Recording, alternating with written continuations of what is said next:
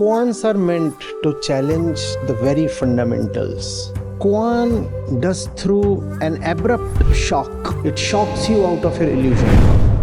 Let's look at a few koans. So the elder Ting asked Linchi, Master, what is the great meaning of Buddha's teachings? Linchi came down from his seat, slapped Ting and pushed him away. And at that moment, Ting attained great enlightenment. This is about Chao-chou. One day, Chao-chou fell down in the snow and called out, help me up, help me up. What's left unsaid here is, in the typical Koan style, walked away enlightened. Now, another shocker. Ninth one. If you meet the Buddha, kill the Buddha. Now, that shocks us so much.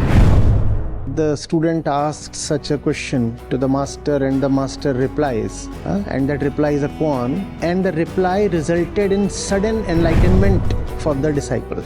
Sudden enlightenment. What do you exactly mean when you say the right one, that the Zen Koans were... As you said, koans are about giving shock. So does bodily pain have a role in the disillusionment of a student? We are starting this new series, Wisdom from the World, which will allow us to look at wisdom literature from all parts of the world and all times, irrespective of their place of origin, culture or history or identity. So we'll be able to take up Zen Koans. We'll be able to take up Sufi mysticism,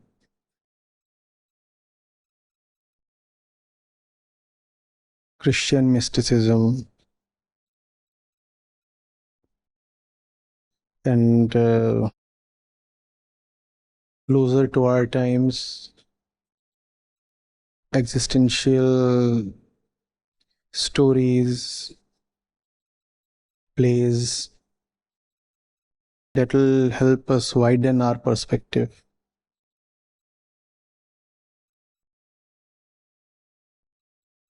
So we'll start with koans today.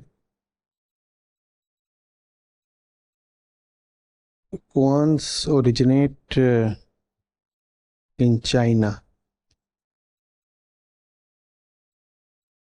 So Buddhism reaches China from India and emphasizes on direct meditative observation, and that dhyan becomes chan in Chinese.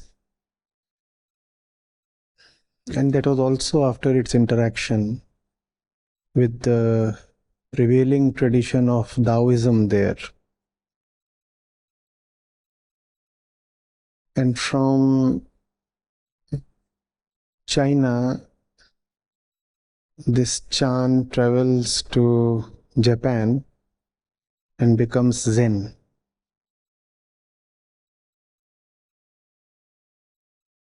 So there is Buddhism in India. Buddhism travels to China, becomes Chan, and then travels to Japan, becomes Zen. And in Zen, there is a particular Rinzai school named after a teacher, Rinzai. And this Rinzai was a very peculiar teacher actually, and koans are attributed to him. The beginning of the Koan stream, though In time, many big names got associated with it. So Rinzai was known for shocking his students out of their egoistic slumber.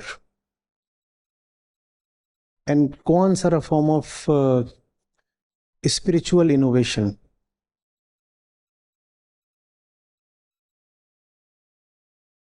So what Rinzai innovated was a method of shock. His method of shock would go to the extent of shouting at his disciples or even beating them up. So koans are the verbal counterpart of the shock methods of Rinzai. They shock the mind into getting out from its usual patterns. The mind is a flow. Koans are meant to challenge the very fundamentals. The very fundamentals. Right? So, for example, you will say, this is my face. That is your hand. Stay away. This is my face. That is your hand. The two of us are different. And this looks entirely sound logic. My face, your hand.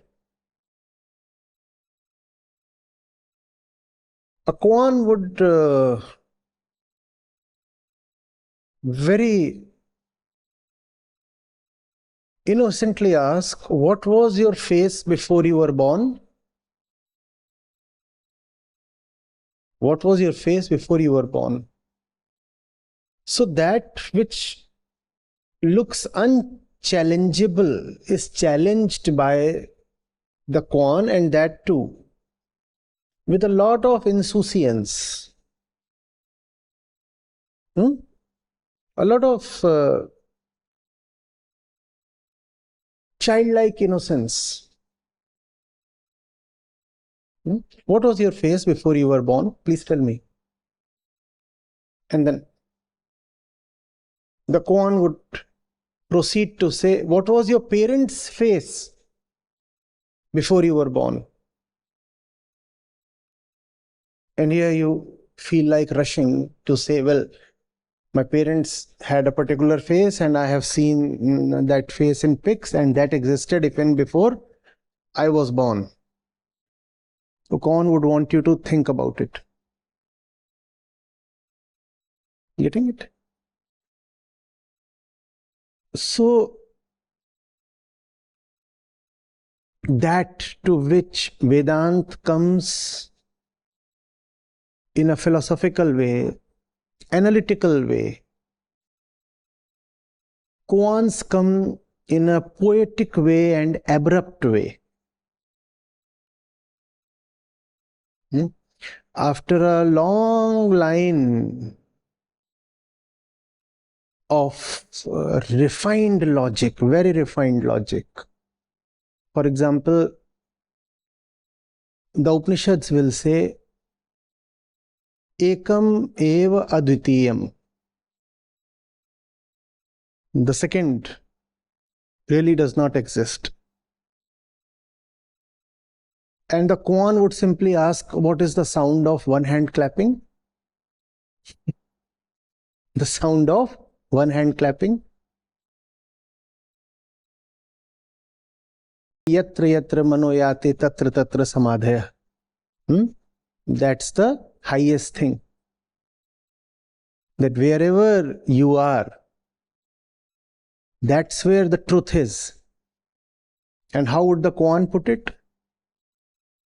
The disciple asked the master, what is the Buddha? And the master said, the ground under your feet. The ground under your feet.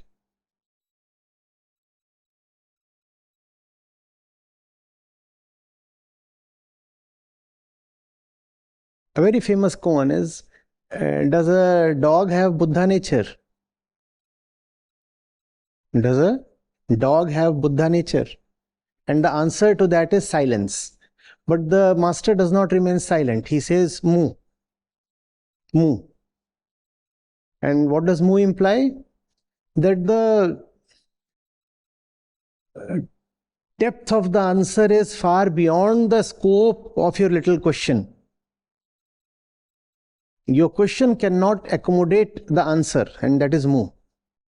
There is no way an answer can be given within the narrow paradigm you are asking the question.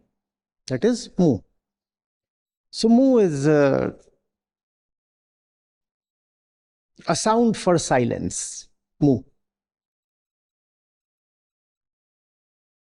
The Upanishads, the Koan Upanishad,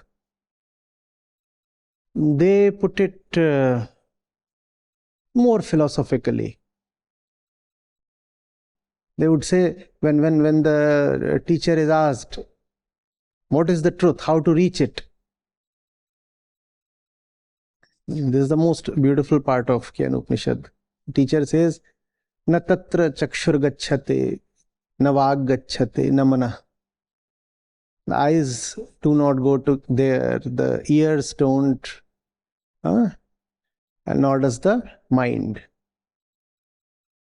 So there is no way that can be reached or touched or described, that implying the truth. And in Zen, in Koans, the answer is a very brief moo. And because it is very brief, it stuns, it shocks, it leaves you speechless.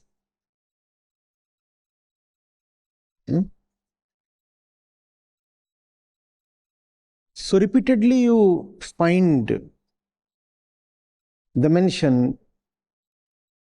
that the student asks such a question to the master and the master replies. And that reply is a koan. And the reply resulted in sudden enlightenment for the disciple. Sudden enlightenment. What does sudden enlightenment mean? That there was something that was clouding, cluttering the mind since long. And the disciple was unable to get rid of it. And in one deft stroke, like a genius, the master was able to cut the clutter, cut the cord of illusion, cut the relationship between the ego and its object, the ego and its belief. That's the koan.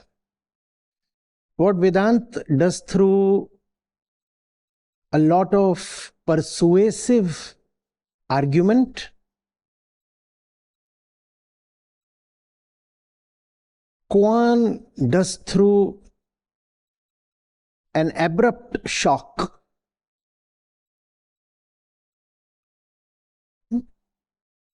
It shocks you out of your illusion. It leaves you suffocated. You are left crying for, craving for an answer to a question that defies logic.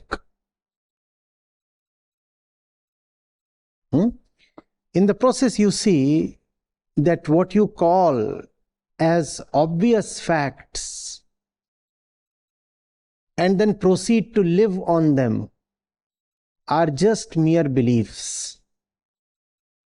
And that's the very problematic limit of logic.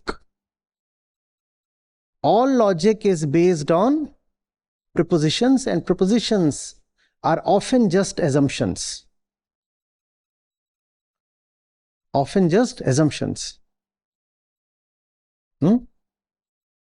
Let's look at a few koans. So the elder Ting asked Linchi, Master, what is the great meaning of Buddha's teachings? So Ting here is the disciple and he is asking Linchi. And it's a perfectly legitimate question, a very sincere question, politely asked.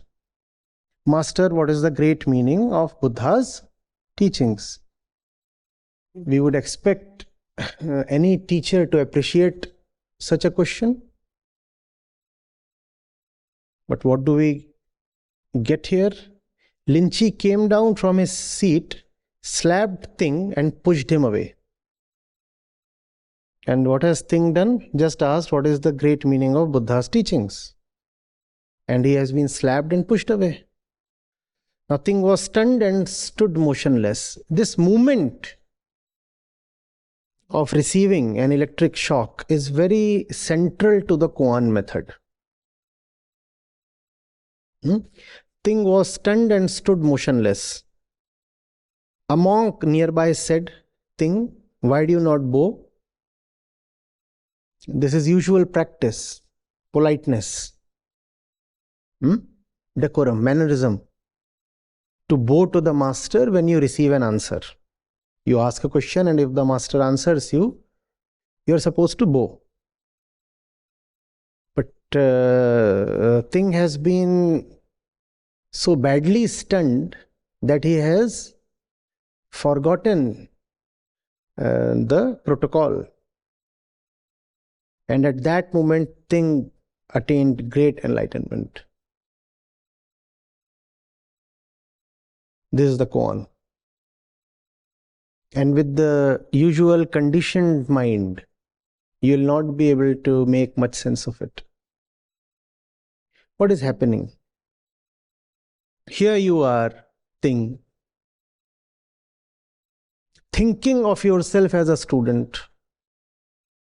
You think you are a student. But had you really been a student, then all that you act being a student would have been very central to your being. If I am a student right from my core, then all my actions that I display as being those of a student should be spontaneous. Should be very spontaneous, right? Never optional. But here, see, one push, one slap, and you forgot all decency, all politeness, you just stood shocked. What does that mean? That being a student is not your primary identity.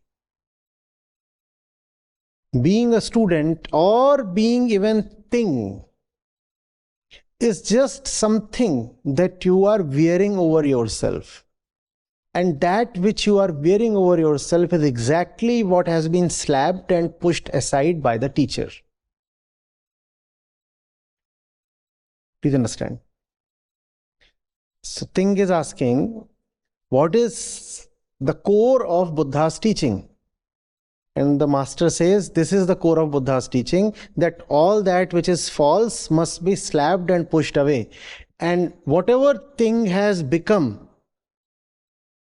whatever he thinks of himself, whatever his personality is, whatever his identity is, all that is just false. And that's exactly what the Buddha has taught. Whatever you think of yourself deserves to be slapped and pushed away. And that's exactly what I did. And when I did that, I was proven right, because when the student was slapped and pushed away, see, the student ceased to be a student. The proof is that he did not bow. Had the student been really inexorably a student, irreversibly a student, choicelessly a student, he would have remained a student even in his death. Even in the moment of his death, he would have still not forgotten that he is a student and would have continued to show the usual cultural obedience and reverence to the teacher.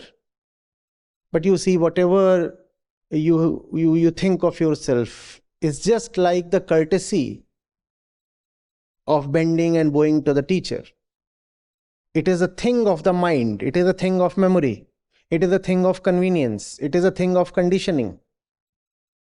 And that's what needs to be slapped and pushed away, and that's the Buddha's teaching. So koans in that sense become more experiential than just analytical. Analysis requires time. Koans do not give you time to analyze. They are like a bolt from the blue. You are hit, shattered, before your defenses can get activated, before your logic can become a shield and armor and protect you. The master just suddenly sends something your way and you are unprepared. And he says, Acha.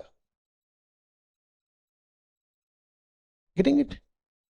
The same thing Vedanta does in a more elaborate way. The teacher will go a long distance, very laboriously teaching you that your personality is false, that the ego is the false center, that your thoughts, beliefs, opinions, emotions are just objects of conditioning. And the student would be sitting and the teacher would be taking a lot of pains delivering these things to him. In the Koan method, these things are delivered experientially and instantaneously.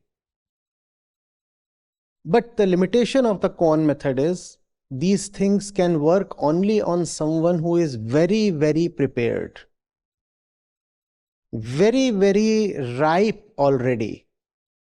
If you are not ripe enough, when the teacher slaps you, you will just feel offended. Worse still, you may slap the teacher back. What the Koan does not say is that thing was already a very mature student. And when you are just there, right at the edge of the cliff, but unable to take the final step into the abyss, the depths of the unknown, that's when Koans come handy. Koans are not for someone who is just beginning his journey or is at some point in the middle of it. Koans are for those who are like ripe mangoes hanging from the branches. Already very ripe, but for some reason unable to leave the attachment to the branch. And in that process, now they run the danger of getting decayed. Or being spoilt by birds or something. Right? If a ripe fruit stays for too long on the tree, then that's not good. It must leave the branch. Otherwise, both the seed and the pulp stand threatened. But it often does happen that a mango or some fruit might be quite ripe, but still not falling. Koans are like the shock. You go and just shake the trunk up or the branch, you shake it up, and the ripe ones fall. Vedanta takes you from your very ordinary state to a state of ripeness. And that's why you will find that most of the koans are presented as discussions between the disciple and the master. So it is already a disciple, an advanced disciple, who is asking a question and the master replies, and then often the koan ends with, and the disciple was immediately enlightened. So it is already an advanced disciple who gets immediately enlightened.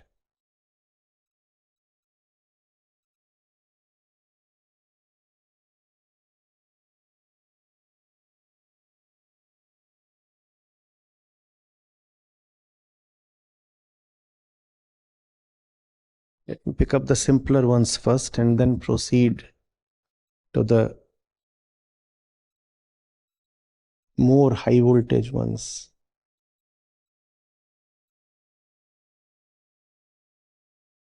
Eighth one.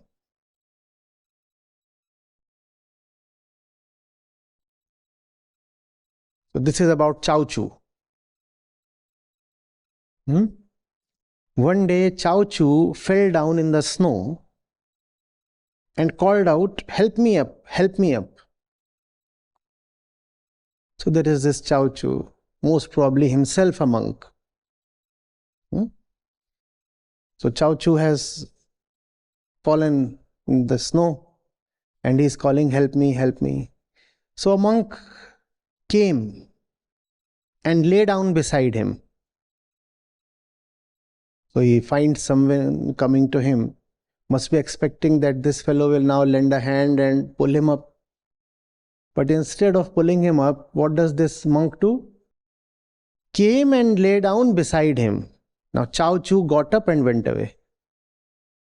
This Chao-chou was shouting, "Come, help me, I have fallen to the snow, can't get up, somebody lend a hand."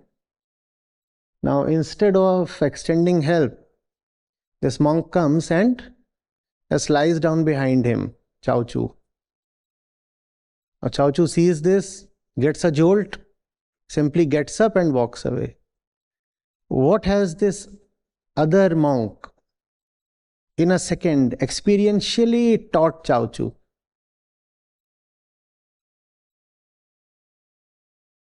Bondage is a choice. You're not helpless. You're pretending to be. Just as you chose to fall into the snow, you can equally choose to get up and walk away. It is within your power. But you are pretending to be helpless, and that is a very old way of the ego. Pretend to be helpless when you are actually not. Pretend to be helpless when you are actually not. Getting it? Now obviously this cannot work with someone who is in no position to receive the instruction. Or who is actually fallen so deep into the snow that he can't get out on his own. In the zone of facts and physicality, that is possible. You could be a very weak person physically, right? Or you could have slipped deep into the snow. That too is possible. And it is not always possible that you get up and walk away on your own. So here it is seen that probably the disciple Chao-chou is young and strong. He does have the capacity to get up and walk away, but is still acting feeble and helpless. So a fellow monk or a teacher, a master, saw this as an opportune time to deliver an instruction, a message, and said, let me use this situation to drive home a very important point. And how was that done? A monk, a friend, walked up to Chao-chou and just lay down beside him. And Chao-chou got the message, simply got up and walked away. Walked away, and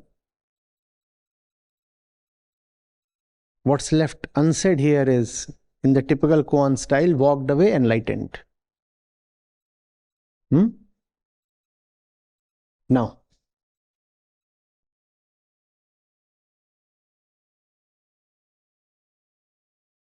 another shocker, 9th one.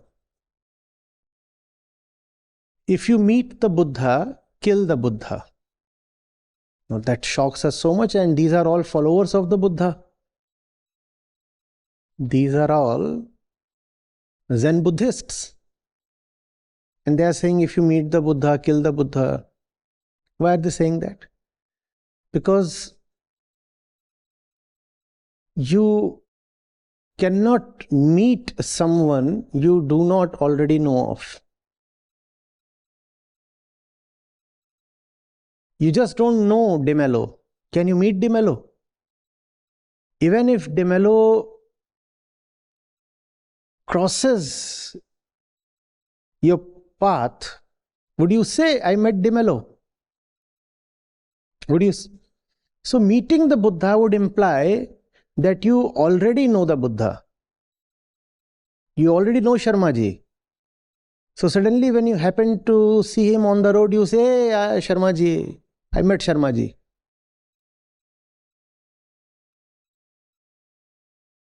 But if you do not know De Mello can coolly walk past you, and you will not be able to claim that you have met or seen or encountered De Mello, right? Right? How can you meet the Buddha? If you say you have met the Buddha, that means that you already have an image of Buddha, just as you have an image of Sharmaji. Right? You already know Sharmaji.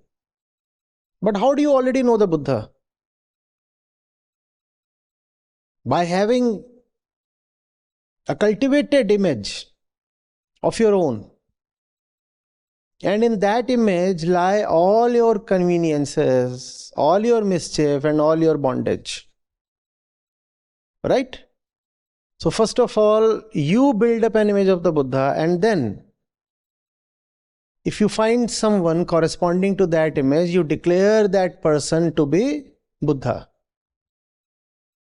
The funny thing is, often the other person also knows what particular image you have maintained of the Buddha in your mind.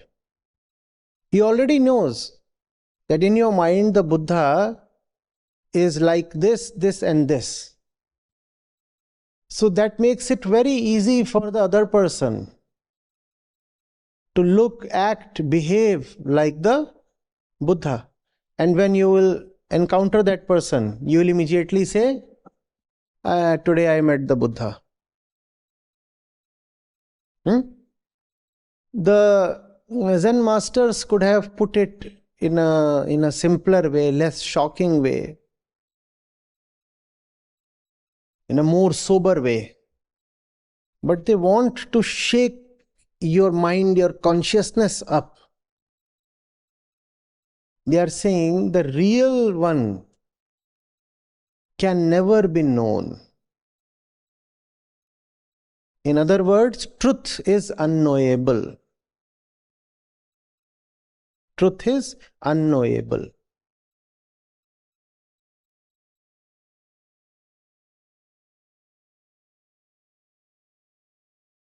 The Upanishads continue to repeat that. Your descriptions, your images will never be able to capture the truth. And if something that can be described is being touted as the truth, just run away. Anything with attributes, anything with properties, anything that can be registered in the memory just cannot correspond to the truth. Wherever you find such a thing happening, just smile and know that it's Maya.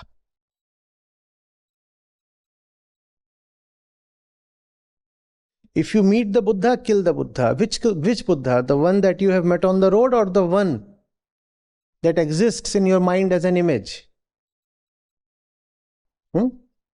If there is an image of greatness that you have in mind, kill that image. The more you carry that image, the more greatness will remain elusive.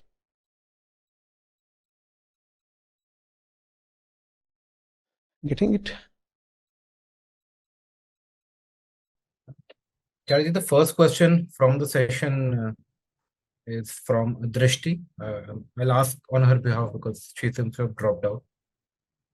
Her question was, Namaste Acharya ji. In most koans, I can see that there is an element of small physical pain. As you said, koans are about giving shock. So does bodily pain have a role in the disillusionment of a student, or is it just a matter of illustration? You see, the ego is related to physical comfort, no? So if you want to unsettle the ego, it is sometimes helpful to unsettle the body. We talked of Rinzai today. I think it was Rinzai himself who delivered the utmost shock to the body. So there was this student he had, and whenever Rinzai would ask a deep, important question that he wanted the students to reflect over, now instead of giving the question sufficient time and respect and reflection, this one student would just raise his finger as if he already knows the answer. In a very impudent kind of way. So the teacher would ask the question, and this fellow would not take time to absorb the question, understand it, but would behave as if he already knows. And probably this student was not really an idiot. He was a sharp one, because he belonged to the master's group of disciples. Had he really been a duffer, he wouldn't have been found in front of the master. So probably a sharp student, and probably there was some merit in his assertion that he already knows the answer. But he didn't obviously quite fully know the answer. Yet he was insisting that I am the know-all one. So the master, seeing this happen repeatedly, goes to this disciple and simply cuts off his finger. And the Koan says that it was at this moment that the disciple got immediately enlightened.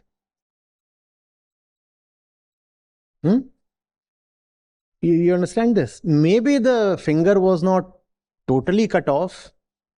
Maybe he just took the finger and bended it backwards a little painfully, or delivered a little cut to it, something. But the master did do something painful to the finger. Because the fundamental association of the ego is with the body, right? I am the body.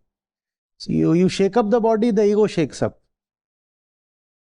that does not really support or validate physical mistreatment.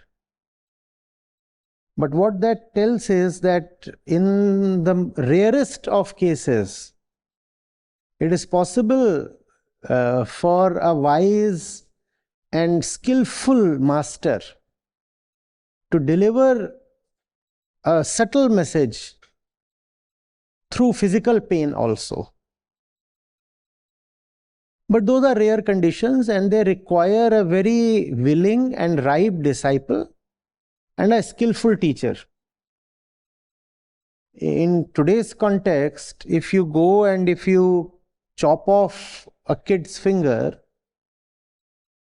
you would be in jail. Right?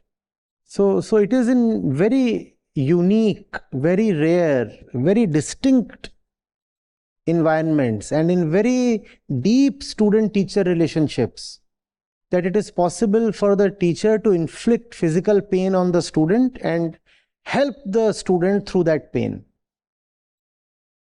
It is possible, but in very rare circumstances. Namaste, Acharya ji. Yeah. Can you hear me?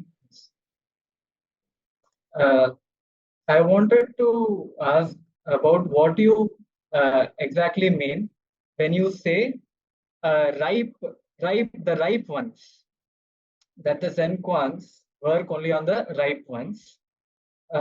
Only few instructions are used. So it is said that it works on only the ripe, and you described ripe as a fruit that is weakly hung to a tree and can fall at any moment, but it is still attached to the tree. What is the difference between this, a person who is attached in this way, and a person who is not ripe, let's say? The falling is an event.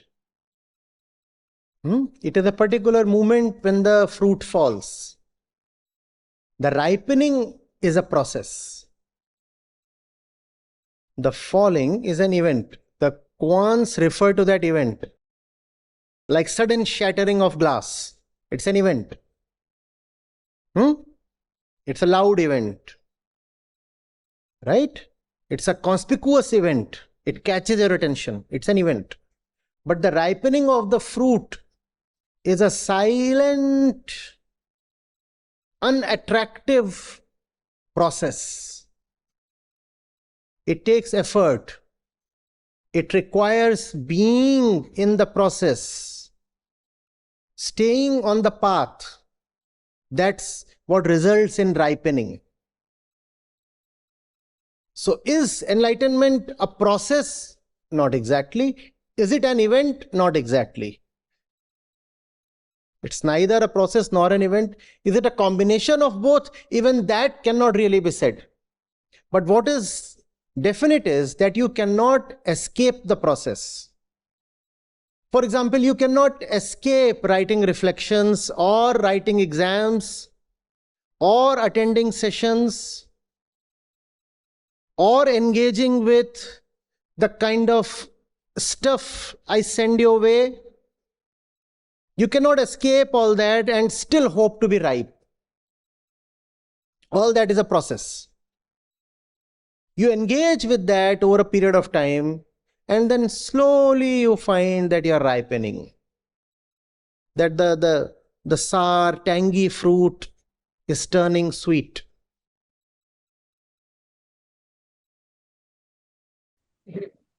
What role does the choice play here? Personal choice. All the role, all the credit is due to choice. Because you cannot stay in that process absurdly. Prakriti is absurd, Prakriti is random. You probably can come to me due to a random happening. It is possible. But you cannot stay here randomly. It will require a lot of conscious choice. You will have to choose every time, every day, every session, every exam. You will have to choose.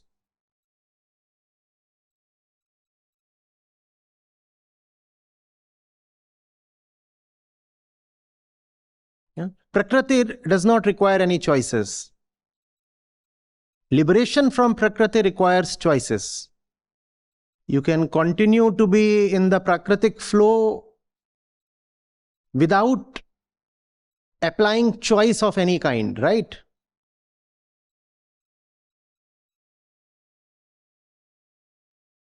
Yes. Thank you.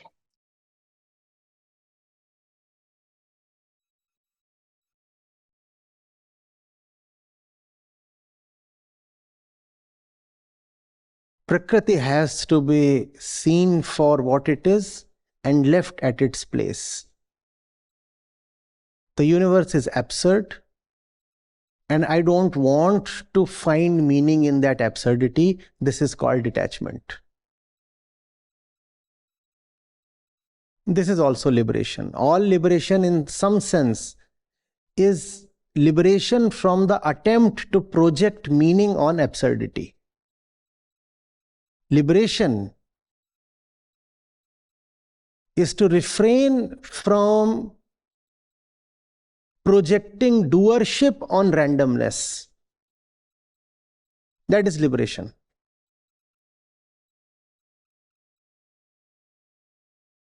Getting it? Vedant